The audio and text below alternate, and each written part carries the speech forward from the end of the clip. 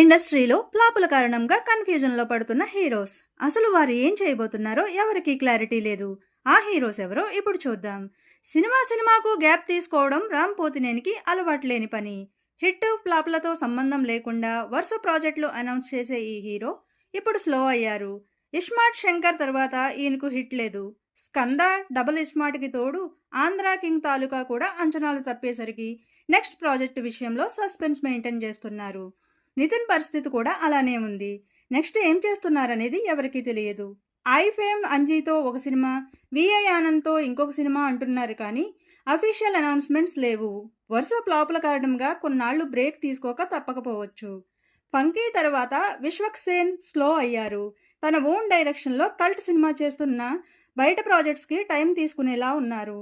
ఉప్పెన లాంటి black బస్టర్తో entry ఇచ్చిన వైష్ణవ్ తేజ్కు ఆ తరువాత హిట్ రాలేదు.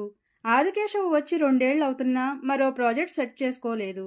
ఇక కళ్యాణ్ రామ్ అనిల్ రావుపూడితో ఓకే చెప్పినా అది వెంకటేష్తో చేస్తున్న మల్టీ స్టారర్. సోలో హీరోగా టైం తీసుకునేలా ఉన్నారు. మొత్తానికి వరుస ఫ్లాపుల కారణంగా మన హీరోలందరూ సడన్గా స్లో అయిపోయారు.